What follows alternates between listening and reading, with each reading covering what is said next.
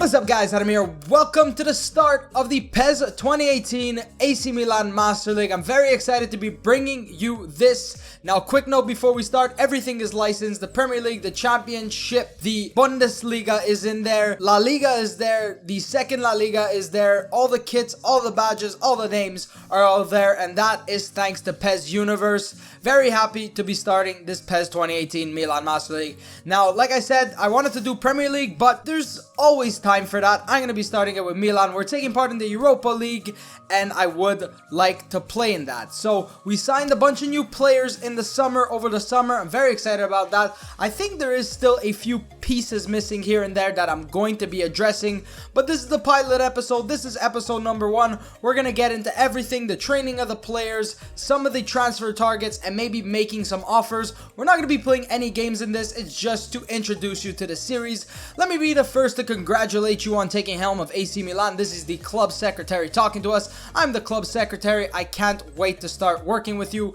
I can't wait to start working here either. The club staff will make sure you have all the information you need to run the club. We're in the transfer window right now, which means you've got 1 month to get your team ready for the upcoming season.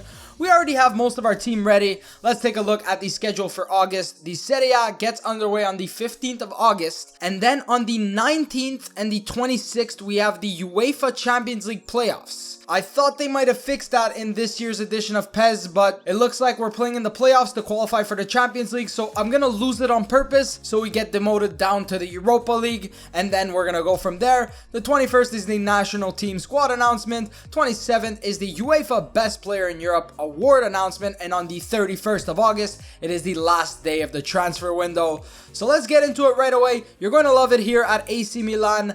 I've got a good feeling you're going to do wonders here. And it says we should be playing for trophies every year. I don't care if it's the League, Domestic Cup, or UEFA Champions League. Take your pick. Good luck. We're going to be playing in the Europa League, so disregard that. Now, I am playing on Challenge because there's Challenge and Classic. I think Challenge, I guess it's more in depth. There's a possibility of you getting fired. Transfer window is open. That's all they really have to say to me. And we do have a negotiation for one of our players. But let's start off by looking at our team status. Here you can view your performances becoming manager and the team's status. The owner's comment will tell you what they expect of you. Fail to meet those expectations and you'll lose their trust, putting your place in charge of the team in jeopardy. So we really have to maintain the objectives, play well if we want to keep our position here. Team spirit 71, team strength 82, squad satisfaction 60%. I don't really know what that means. Skill bias, I guess it's pretty much even.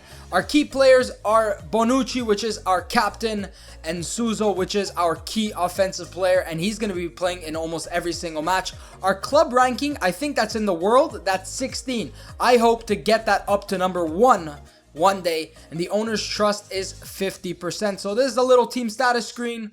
Hopefully we can play well, we can give some good performances, and we can move on through the ranks. Let's go take a look at the negotiations, see which one of our player already has an offer. I think it might be one of our lower rated players. It's going to be Guarnone. I'm going to be rejecting it because I would not like to let him go. I probably might let him go on a loan. So this is going to be one of our main lineups for this season. As you can see, it's a 3-5-2 at kickoff. Once we have possession of the ball, Kessie moves a bit forward, Bilia drops a little deeper, and the right and left midfielders push a little bit higher up the pitch. And when we're out of possession, the two fullbacks or midfielders come back and play as fullbacks. So we're going to be going with basically this main lineup throughout the whole season. Donnarumma in goal. Then we have Matteo Musacchio, Leonardo Bonucci, and Alessio Romagnoli in a 3-man defense. Then in midfield, we have Bilia, Kessie. There's also going to be Jack Bonaventura in there. We do have Locatelli who can play there. On the right side, there's going to be Conti, Abate, Calabria. On the left side, there's going to be Rodriguez and Luca Antonelli. Then as an attacking midfielder, but it's not always going to be an attacking midfielder. It might be a 3-4-2-1 with 2 second strikers behind the main striker. Or it might be a 3-5-2 like this with Çalhanoğlu or Çalhanoğlu as the attacking midfielder playing in honestly his most suited role. I don't know why I just put him captain. And then we have Suso partnered up with Silva. I'm very happy about that partnership, but we can also move this to a striker and bring on Cutrone or Kalinic, and honestly these are mostly the players that are going to play, besides maybe Paletta might get a game here and there. And yeah, most of these players are gonna be here, and I think for the first transfer window, first year, I'm gonna keep the core of the team the same because we just signed all these new players. We're a new look Milan side, and I want to see how we're gonna do in this game. I might make a few signings here and there. I do have some ideas in mind, and some players who can, you know, be rotation players, or some players who can get straight into the starting 11 depending on the game, because we do have a lot of games this season. You have to remember that. So we need rotation, we need depth, but all in all, I want to keep pretty much the same lineup. We might go for a 4-3-3 sometimes. We might change the formation around depending on the game, but this 3-5-2, 3-4-2-1, depending on the game formation, is what we're going to be rocking with the entire season. Let's take a look at the training settings. We have Donnarumma, Storari, Antonio Donnarumma, and Guarnone on offensive goalkeeping. Our center backs, we have Bonucci and Musacchio on build-up, as well as Gabbia, a young defender. We have Romagnoli, Zapata, and Gustavo Gomez on extra frontman. So, as you can see here, these are the stats they're going to train. We have Paletta on the destroyer. I think that's fitting for Paletta. Then, all of our fullbacks, Rodriguez, Antonelli, Conti, Abate, and Davide Calabria are going to be going on offensive fullback. Biglia, I wanted to put him as an anchorman, but build up because it trains more of his defensive stats just to keep him, you know, obviously his stats up, because now he's 31, he's going to start to decline, but I want to keep him for as long as possible. Then we have Sosa, who we're going to get rid of, so it doesn't even matter. Kesse is going to be going on box to box. Montolivo, he's going to be there. I'm going to keep him for the rest of the season. He can play some matches here and there. He's going to be classic number 10. Locatelli is going to be going on anchorman because I want to train his passing and his defensive stats, and I like him as a regista, but sometimes I like him playing it further up in the midfield. Then we have Jack Bonaventura, creative playmaker. He's going to be crucial this season. I want to play him in as many games as I can. Jose Mauri probably going to be going out on loan on box to box. Zanelato probably going to be going out on loan on box to box. Çalhanoğlu is going to be a creative playmaker. Look at that set piece taking, 91.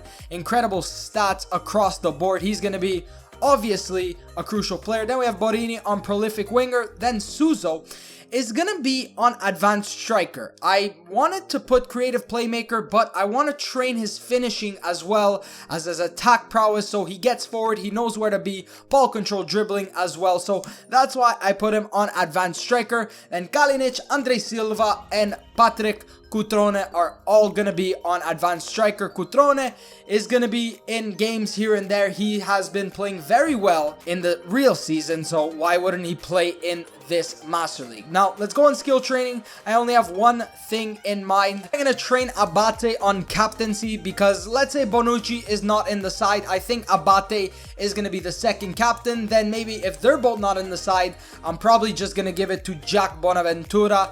And youth team training, we can actually train our youth players. I don't really have any youth players that I'd like to bring up in mind straight away besides Guregiglione. He's an Italian center forward, so let's just train him on advanced striker. Maybe in a few seasons we can bring him up. There's always some decent youth players here that maybe we can look to sign. And now let's go ahead and put some players on my list that I'm either going to sign right now in this first transfer window or maybe in coming seasons. So you're probably looking at some of these players and saying, okay, that's not realistic, but we've had a takeover in real life. Maybe they want to invest some money. So these players are probably not for right now, like Modric, maybe. We have Isco, maybe for the future. He's 25, he's already 87. Then we have Aubameyang. He was close to coming in the summer. Maybe. Then Forsberg, this is a player that I actually would like to bring in. Emil Forsberg from Leipzig, left winger. He can play as a left midfielder as well, maybe as an attacking midfielder, but he's got some stats that are great. His passing, his curve, his dribbling. Then there's also Rafinha, who we were linked with in real life. I think I'm gonna go ahead and straight away make an offer for Forsberg. We can bring him here. We can still negotiate with 5. Let's submit an offer. I think he does have a release clause. A lot of players do have release clauses. and attack styles. Counter-attack, I like to play counter-attack. The only thing, build up, long passing, he doesn't really match our playing style, but we'll make it work. We submitted an offer for Forsberg, and let's see what happens. But honestly, I didn't really want to do much today. I don't want to play a game in this first episode. Just want to introduce you to everything, see if we can sign ourselves some players, and let's just advance time and see what happens. So, they've hit me back and said that the transfer fee is about 23.3 million. Annual salary is 6 million euros per year. That's going to be absolutely incredible for a 2-year contract. Let's go ahead and renegotiate an annual salary with him.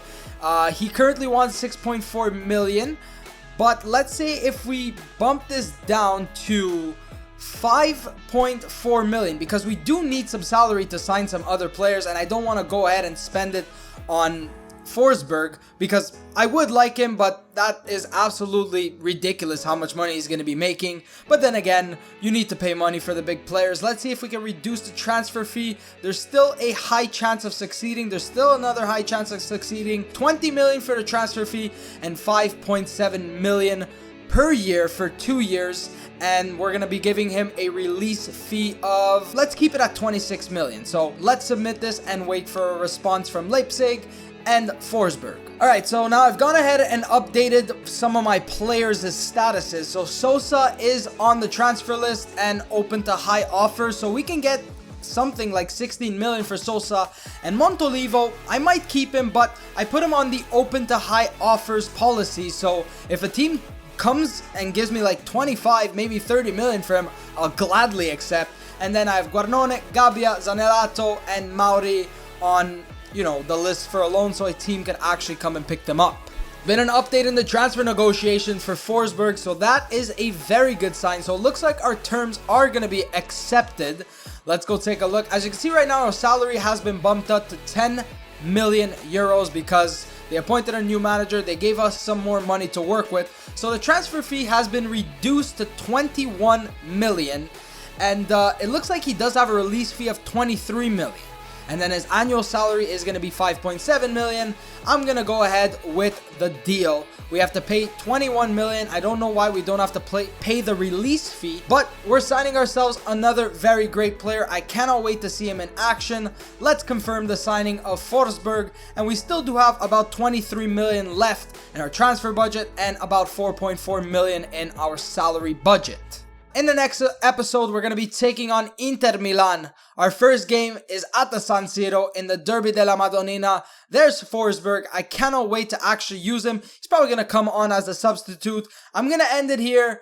We are going to start the season in full force next time.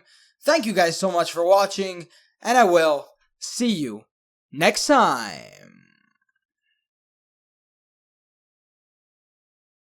Do it! Do what? Just do it! Okay, do what? Do it! Subscribe to my channel, but I already am subscribed. Oh, follow me on Twitter at the NobzYT. No, what are you waiting for? Do it! Just do it! But I can't. Yes, you can! Oh, okay.